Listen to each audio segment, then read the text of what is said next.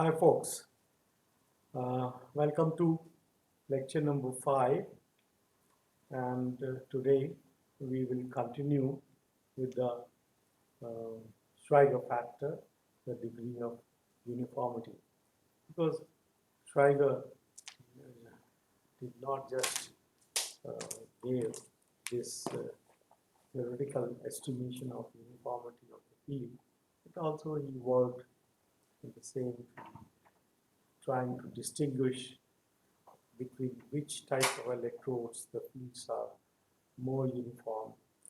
In fact, we will come a little more in detail. When the fields are uniform, you make use of the dielectric in between the two electrodes better. More is the field uniform, better is the utilization of the dielectric. So, uh, Schweiger gave another factor. It is called geometrical characteristic of the field between two electrodes. And he denoted this factor with a letter P, as you can see on the PPT. And geometrical characteristic for an electrode configuration.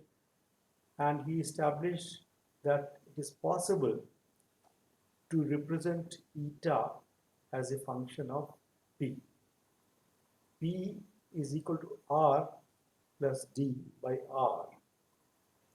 And R is the radius of the curvature of the sharpest electrode anywhere the field configuration between two electrodes.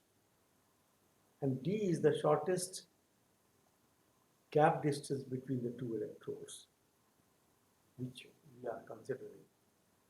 And unlike eta, P will always be greater than 1 and it will be smaller than infinity.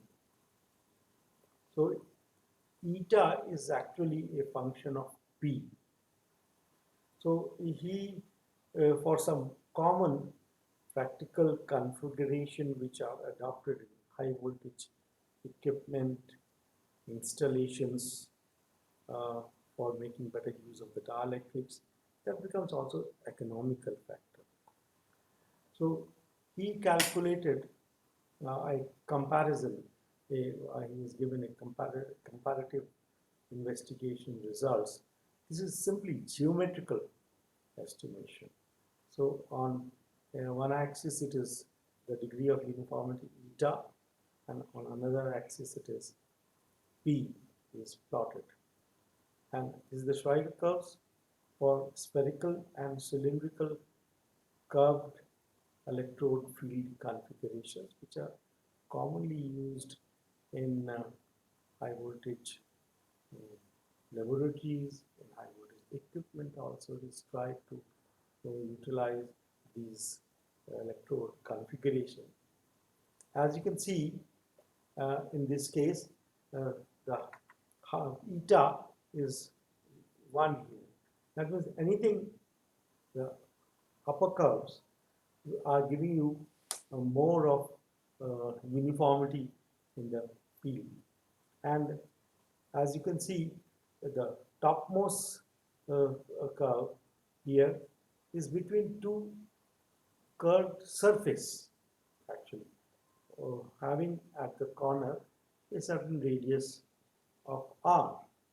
So that gives rise to, between, you can say, parallel plates, when at the corner a certain curvature is given, at the brim there is a certain curvature.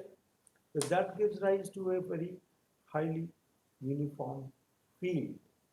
And suppose you are dealing with one plane surface, one curved surface, then again the number 2, as you can see it here, and then the third curve, as you can see, this is a field between two cylindrical system.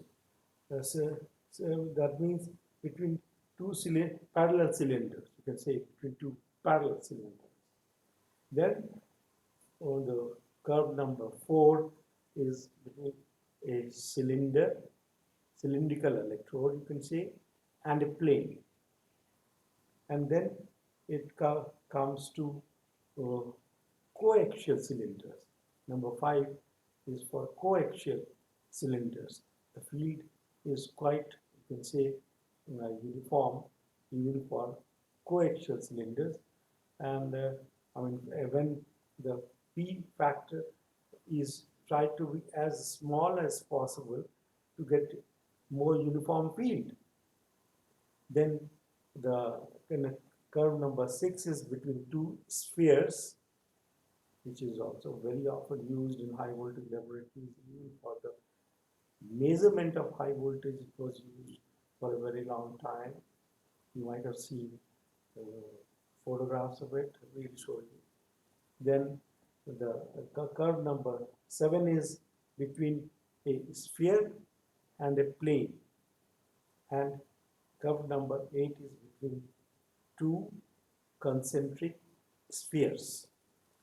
So between two concentric spheres, that is number 8, and two concentric cylinders, as you can see, two concentric cylinders give rise to more uniformity.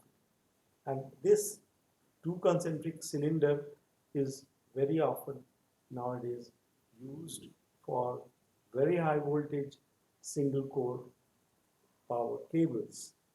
So this information, how does the uniformity improves or deteriorates, can be made use when you are designing any high voltage apparatus. Yeah. So when we go next, utilization of dielectric properties. As I was mentioning, the more is the field uniform, the dielectric behaves stronger. The highest breakdown strength of dielectrics is measured when the field is completely uniform. In fact, it varies there also, we will discuss. But that means it is tried to make the field between any two electrodes in the electrical gadgets, in the high voltage electrical gadgets, more uniform or as uniform as possible to be able to utilize the dielectric properties of the dielectric in a better way. So as you can read it here in this PPT, the value of eta represents a degree of utilization of the dielectric in between any two electrodes. A higher value of eta represents better utilization of the insulating properties of the dielectric. If the eta, factor eta, also compares the ideal condition of electric field intensity. That means uniform field between electrodes at the same distance d apart with the existing actual maximum field intensity in the system. You just think if a non-uniform field is there and the field intensity is varying from place to place in between the two electrodes. So this factor compares the condition of electric field intensity with the uniform field at the at different locations you can determine. Thus, eta is a dimension, but I mean, as we have learned, eta is a dimensionless quantity, and it enables a comparison of degree of uniformity of field configurations formed between different electrode systems.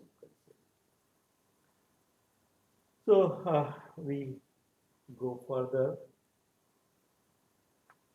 Yeah. When you know the eta factor uh, in the system, if it is a, uniform, same electrode configuration or different electrode configuration at different parts in the network, in the apparatus, it also comes up. Then you can know in different parts how much of dielectric properties, how much of dielectric strength you are able to utilize that of the dielectric. And your aim when you design an equipment or an apparatus is to make use of the dielectric properties as much as possible. With the knowledge of the value of eta for a particular field configuration, the maximum electric field intensity or the minimum electric stress, maximum electric stress on a dielectric can be made use of. Here, for how this is very much possible, I'll just write down here that eta is equal to E mean by E max, and E mean is always given as U, that is the potential difference between the two electrodes, divided by the gap distance, shortest gap distance between the two electrodes, multiplied by 1 by E max. Then you can say that you can find out E max. If you know the eta factor, you can find out E max. E max will be equal to U by D into eta, isn't it? You know what is potential you are applying, you know the shortest gap distance, and if you are able to estimate the eta factor, you can find out the maximum electric field in the system, what you are utilizing. So you can say this estimation you may not be able to apply in extremely non-uniform field.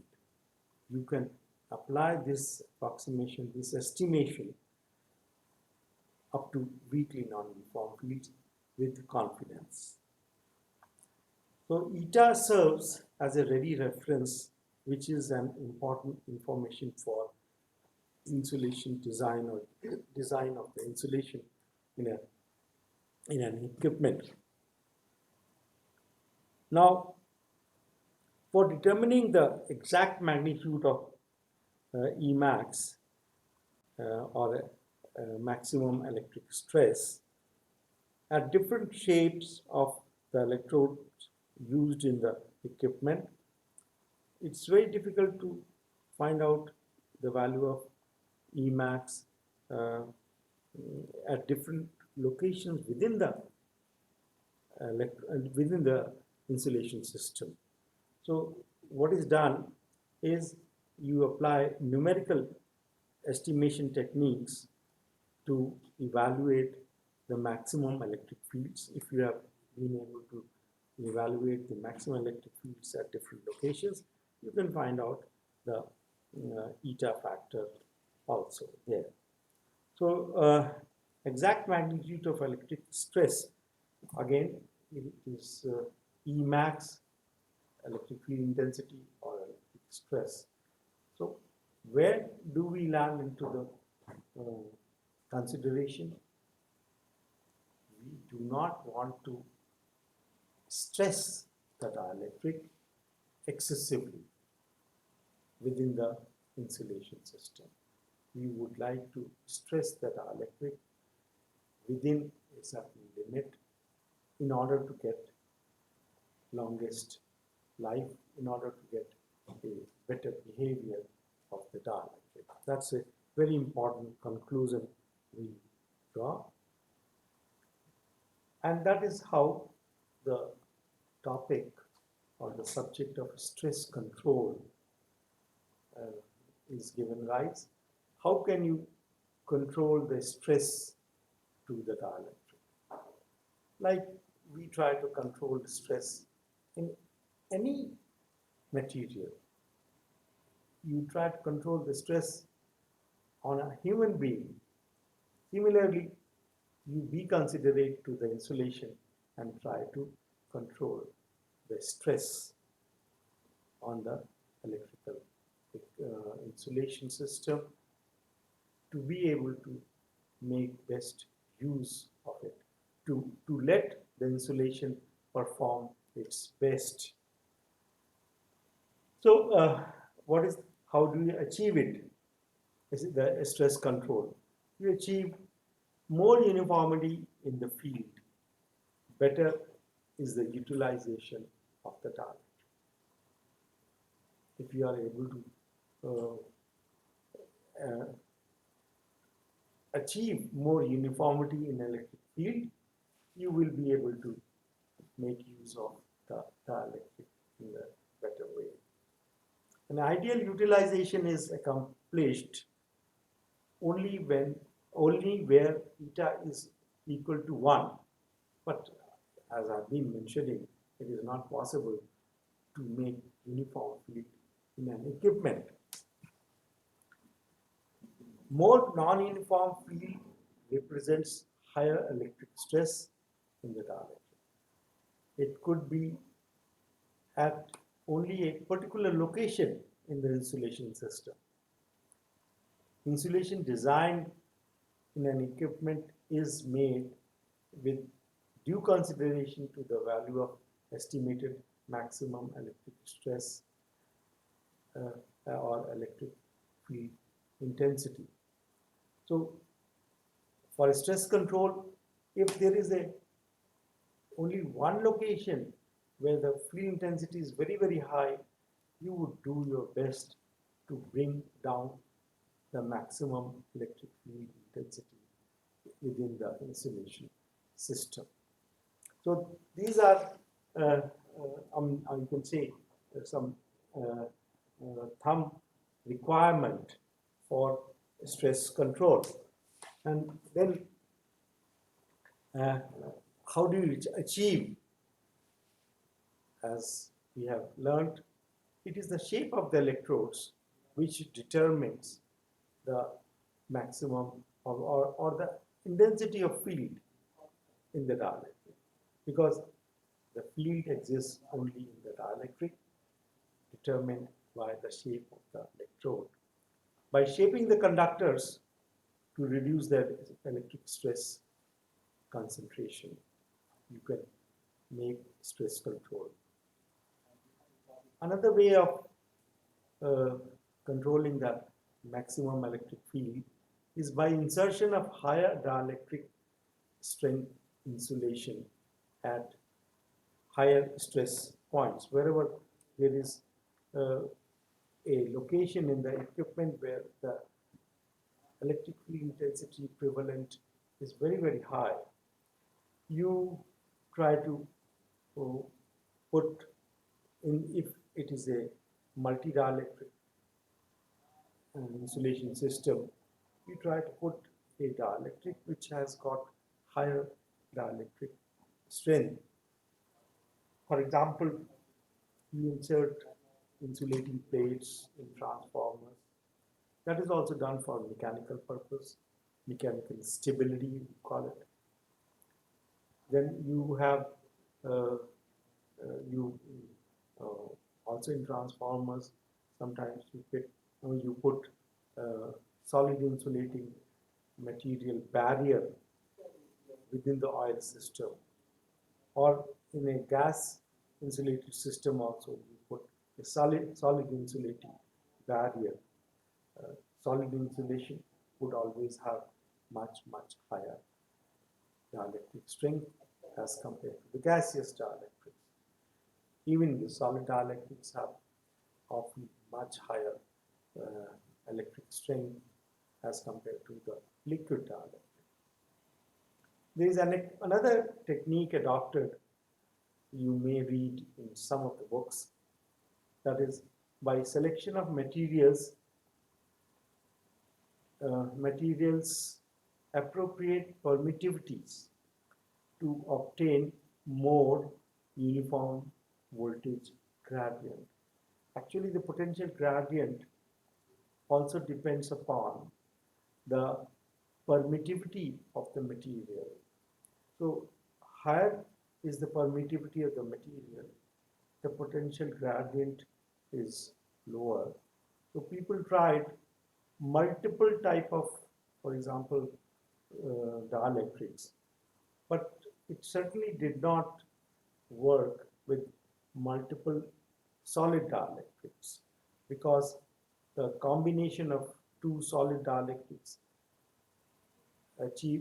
cannot be achieved, it's very difficult to achieve without um, uh, voids in between the two surfaces of the solid dielectric.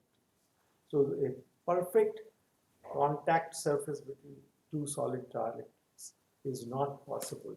So this kind of a approach of having multiple permittivity dielectrics did not actually work for very high voltage equipment.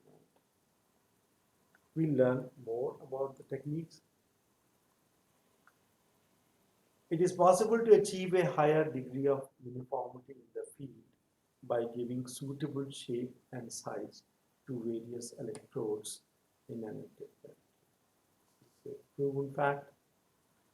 For example, abrupt interruption of electrodes, both anode or cathode, not necessarily only anode where you are applying very high voltage. It is also true for cathodes in any high voltage equipment. It leads to concentration of electric field at the brim, when the brims are abruptly discontinued, when the electrode is abruptly discontinued, resulting in a tremendous enhancement of electric stress, as when if you have tried to plot electric field on different electrode shapes, what we talked in the earlier lectures. If you do not give the shape to the parallel plates, the electric field enhancement at the brim takes place. So abrupt discontinuation of any electrode leads to enhancement in electric stress. So that must be avoided. The whole thing is the dielectric in the vicinity is stressed more with higher electric field, and it becomes vulnerable to breakdown. This is what happens very often if the concentric conductor or coaxial cylindrical conductor in power cables is abruptly discontinued. The same way when you take a parallel plate and you discontinue at the brim abruptly and do not extend the brim in a proper shape. We'll see to it. Then the electrodes must be given a suitable shape at the brim to control the stress. Not at the brims, even at other, as I mentioned, concentric conductor cylindrical electrode system in power cables. That must also be done accordingly. For stress control, in principle, the electrodes are extended and formed in such a way that higher field intensity than the main field intensity region does not appear anywhere in the dielectric. You get the point? It's a very important point. whatever is the intensity of field in the main field region, away from there, the field intensity should not be higher than that, rather it should be lower than the main field region. So that much of stress control techniques should be applied in any gadget. For this, I did talk about it. I'll show you Rogowski, a very well-known scientist. In 1923, he gave, or he suggested, a shape by which the electrodes could be extended, known as Rogowski profile. We'll see to it in the next slide. Rogowski profile, we'll come to it. One can see in this, just a minute, not just Rogowski, another scientist still earlier than Rogowski, in as early as 1766, imagine, he also suggested another profile for extending the shape of the brim, which could control the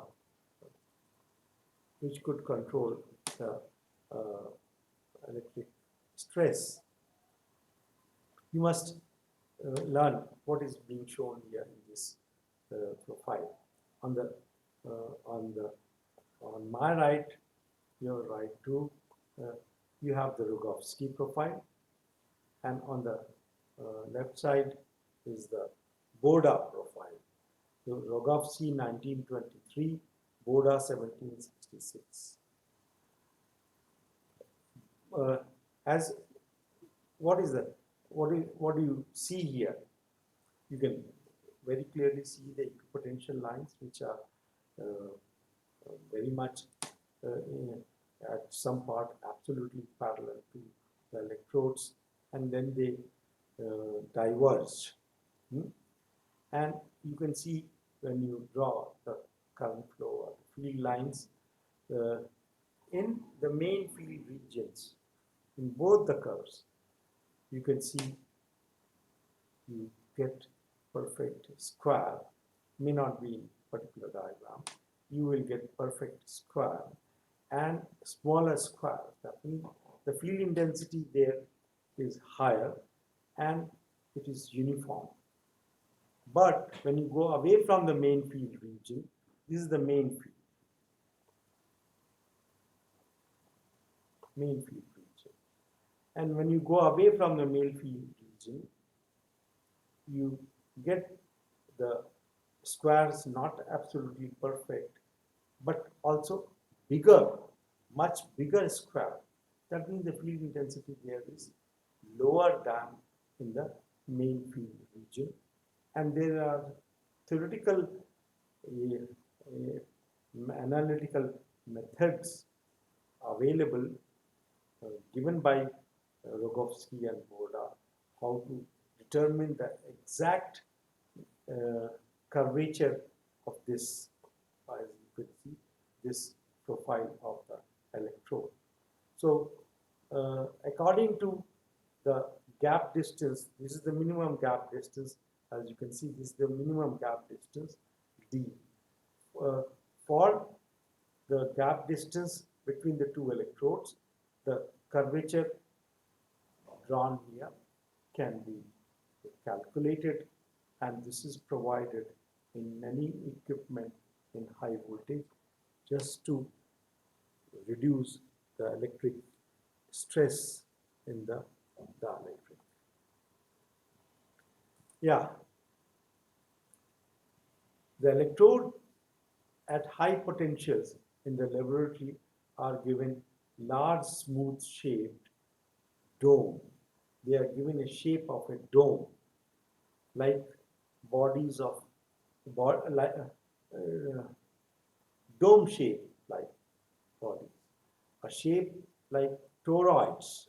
You must have a toroid ring are the twin uh, twin radius rings, you can say, to bring down electric stress to the atmosphere or the dielectric. There, when these high voltage equipment are put in the laboratory, they are exposed to the atmospheric air, and the stress on the atmospheric air is also tried to be controlled. The modern trend in such electrode system is segmented electrode.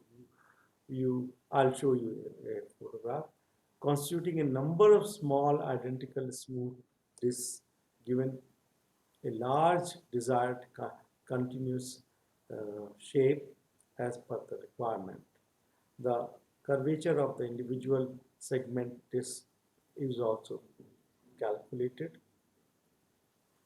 Here you see, you might have visited a high voltage lab or seen photographs. I was talking about these. As you can see here, that the connections are being done by not just a wire, but with tubes or cylindrical electrode system. Same thing here.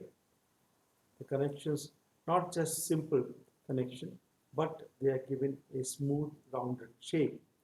Here, as you can see here, this is the high voltage electrode which is giving the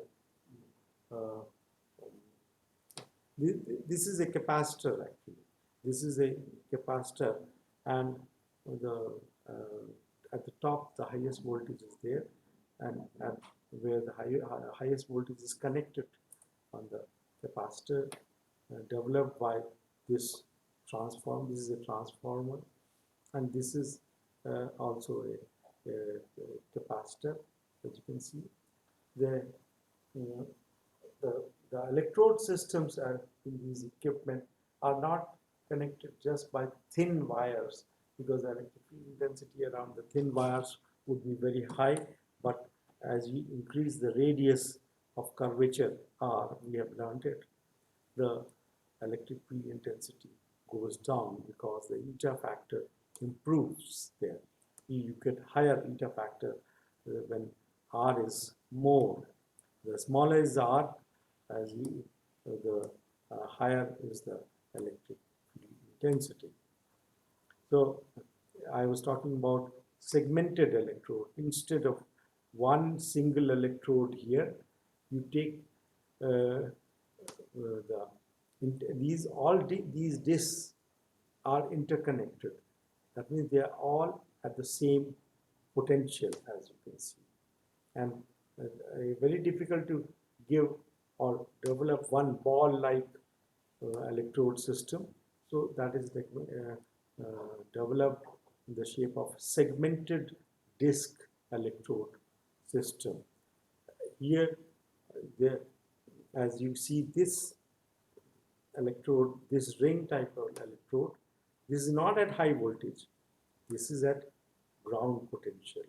So as I mentioned right in the beginning, at high voltage as well as at ground potential, electrodes are given the proper shape. Here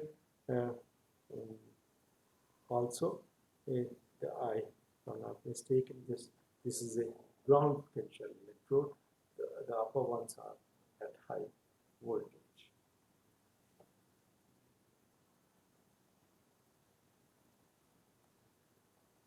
Yeah, the stress control techniques, as you can see here, the extended shapes of electrodes, also known as shields, these are also known as shields, are suitably provided on high voltage apparatus for electric stress control. Sharp contacts of electrodes are often enveloped in a large diameter hemispherical electrode having an aperture. How do that looks like to be? I'll show you. I'll try to draw that out. Spheres with smooth holes are provided at vents for the connections of circular and tubular electrodes. So I'll draw here. You take a bell-shaped electrode, for example, here, and you bring all connections inside here, so that because the connection of different wires, etc., do have very sharp points. So if you all the connections are brought here to be made, all the connections to be made are brought here, and given an envelope shape like this, the connections, the sharp points resulting due to connections will have an envelope, and the electric field intensity enhancement due to connections will not be able to take place. Instead of wires, you use tubular connections or tubular electrodes, as I mentioned, of large diameter are used for connections in high voltage laboratories. Very typical pictures of high voltage laboratories you must have seen, and wondering why such thick electrodes are taken into consideration. Now you know it better. It is nothing but electric stress control. Electric stress not only within the dielectric system of the equipment, electric stress also in the atmospheric air matters. It brings down the field intensity at higher voltage considerably.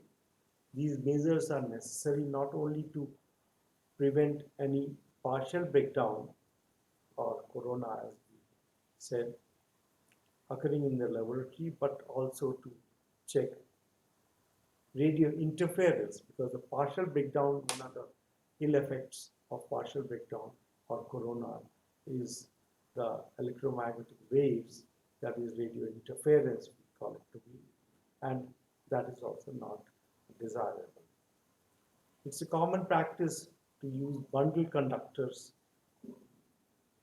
where you use bundle of 2, 3, 4, and I have seen in my life bundle of 16 conductors. All these conductors in a bundle are actually shorted.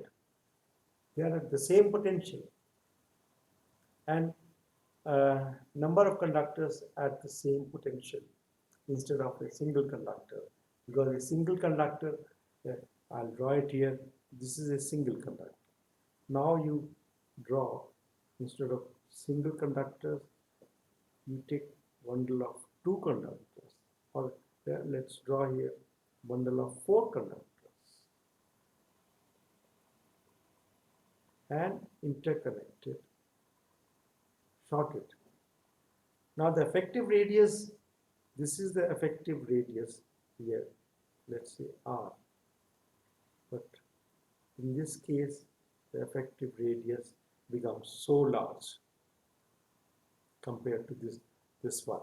So when the effective radius becomes such large, the as you have already learned, more is this radius, higher will be the eta factor, and that leads to stress control.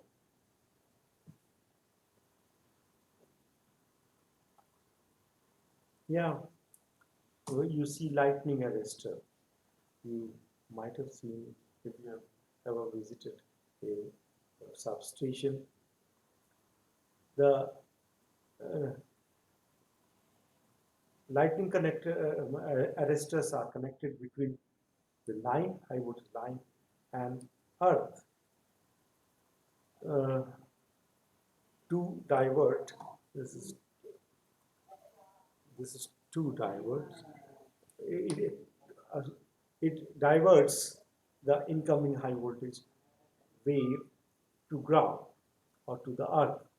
Lightning arresters act as safety valve or safety devices, discharge electric surge voltage resulting from lightning strokes, switching also from switching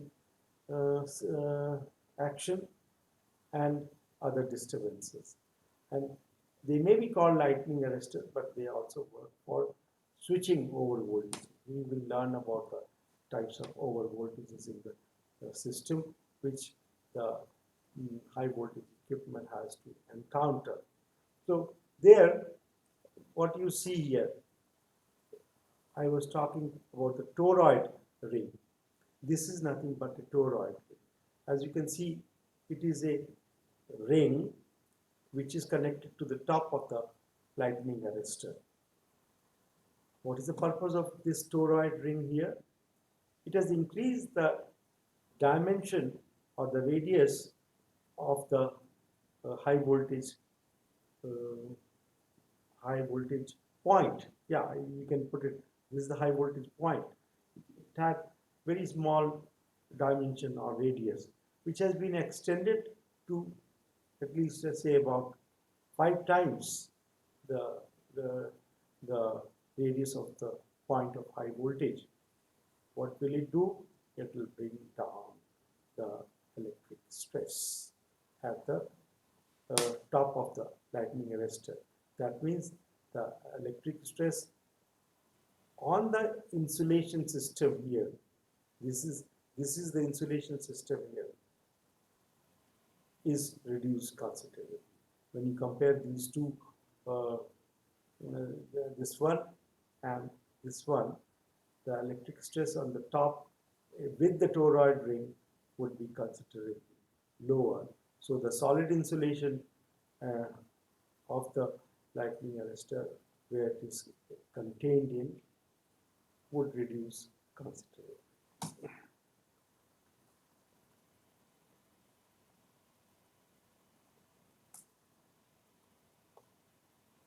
Yeah, this is a very typical view of a high voltage substation. As you can see, there are connectors, the high voltage connectors. Connection is being done not with simple conductor, but tubular ring, tubular connections are there. I mean, this is taken with a tube with high radius of curvature. Then you are providing at so many places these toroid rings in these arrestors to control the electric stress. Toroid rings are being connected here also. You see the bundle conductors here, what we talked about.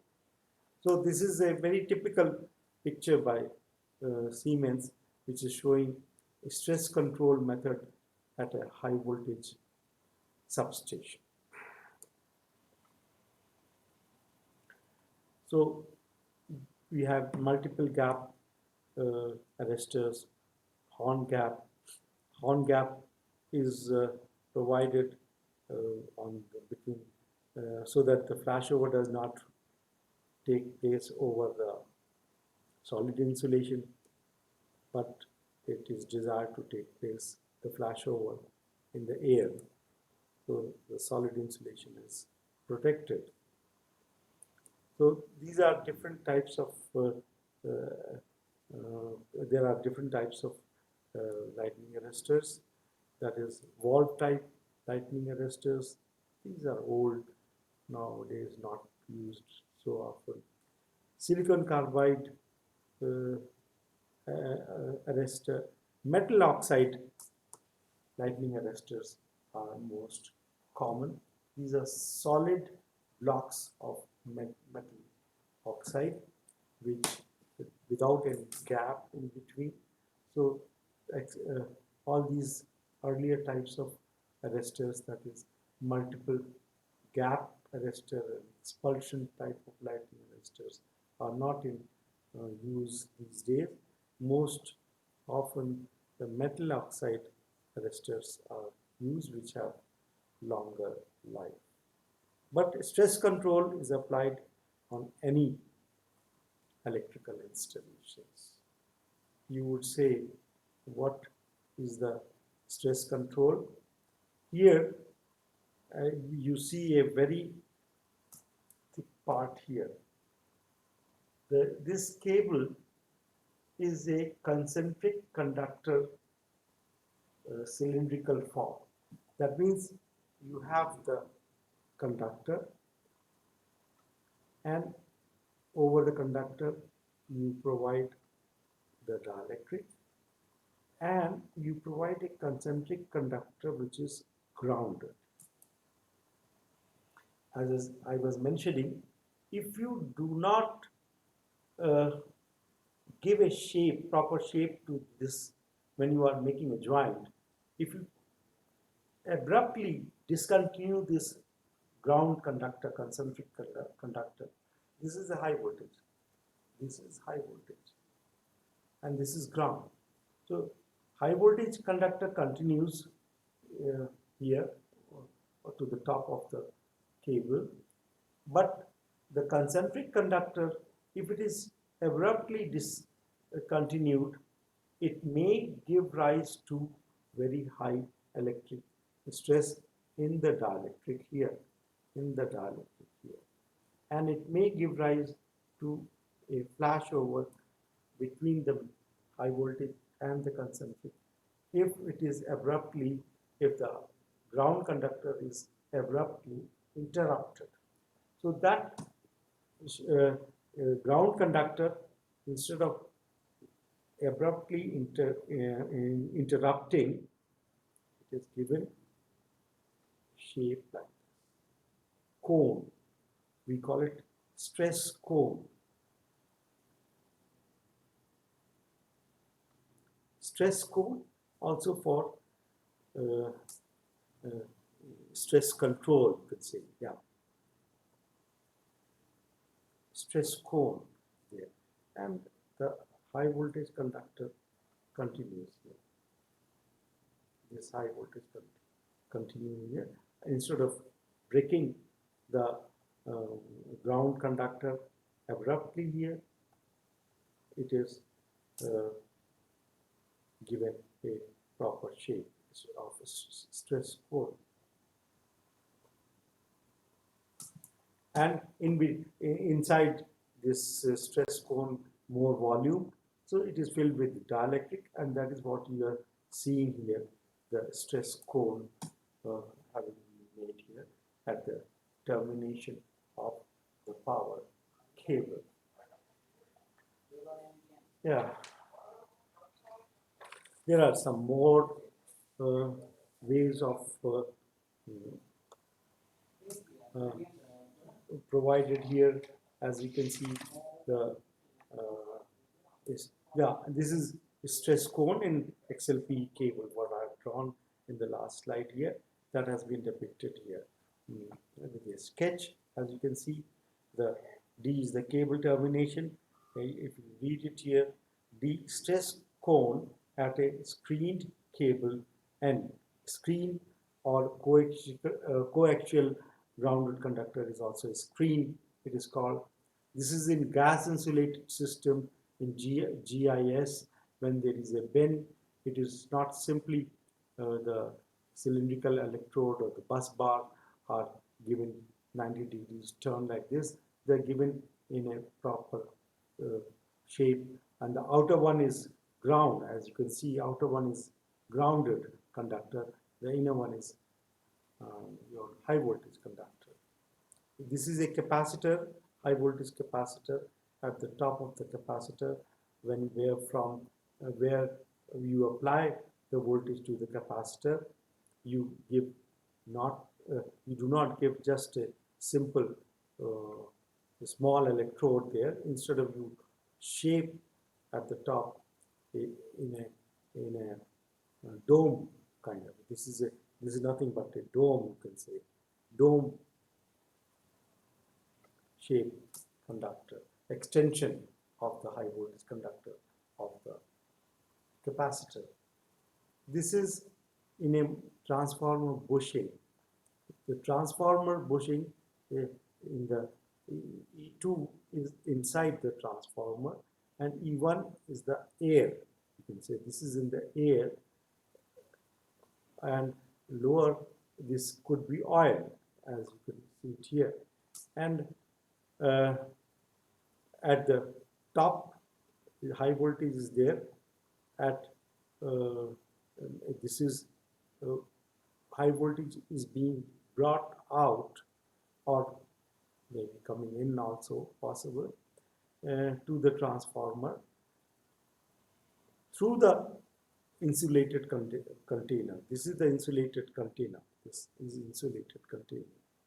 So you at the ground potential as well as here ground potential as well as at the high voltage potential, you're providing a toroid ring.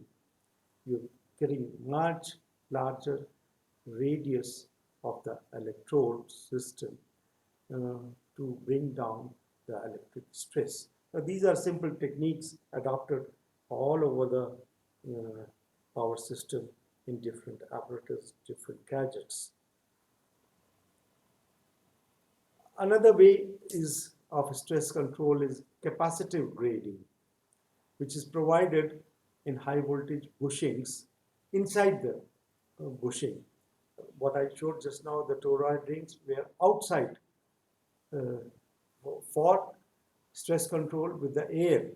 Now, to provide stress control within the solid insulation, solid and liquid insulation, you do provide capacitive grading. I'll just explain what is capacitive grading. So, potential and cable termination in order to achieve better potential distribution. Capacitive grading is provided to get better potential distribution within the solid insulation system. Screens are used, and yeah, as you can see it here, on this side here, you have provided the solid insulation bushing, and the equipotential lines, as you can see, in about 50% of the length, the 75% of the equipotential lines line is there. So this length is underutilized. Only 25% of potential gradient is taking place in the upper length, and in half, 75% is there. How can you achieve a more uniform equipotential lines in the solid insulation? You insert at the calculated diameter from the center, at the calculated diameter from the center and of a specific height, floating electrodes. This is nothing but a floating electrode. The 1, 2, 3, 4 floating electrodes are being provided, as you can see it here. And you can imagine an electrode acquires the same potential.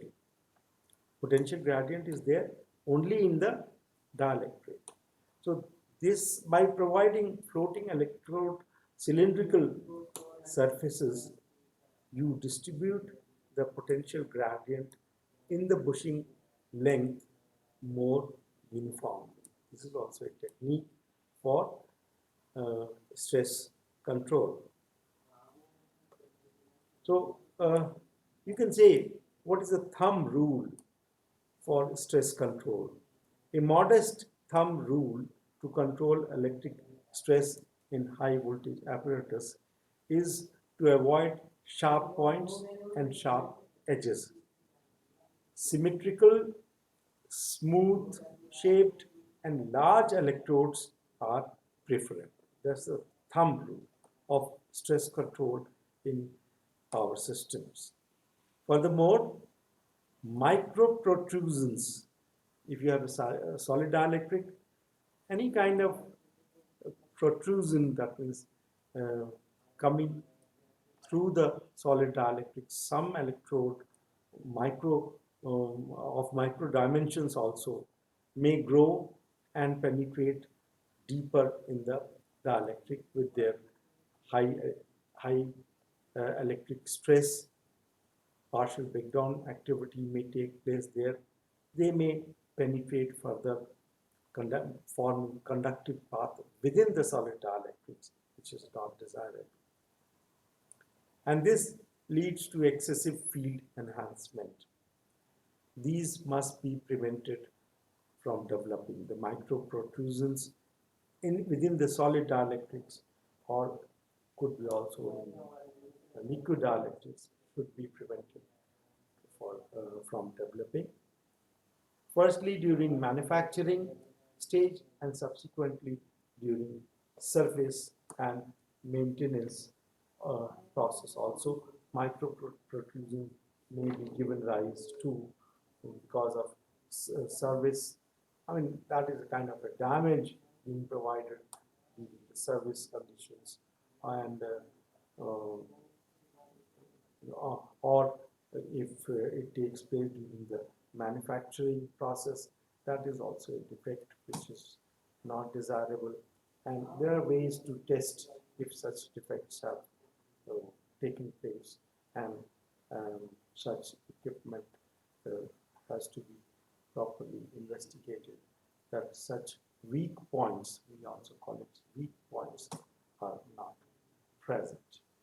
So I have given I think, a good idea about what is the technique, what are the techniques for electric stress control and stress. When we say stress control in the insulation, that insulation may be air, that may be solid, or that may be liquid.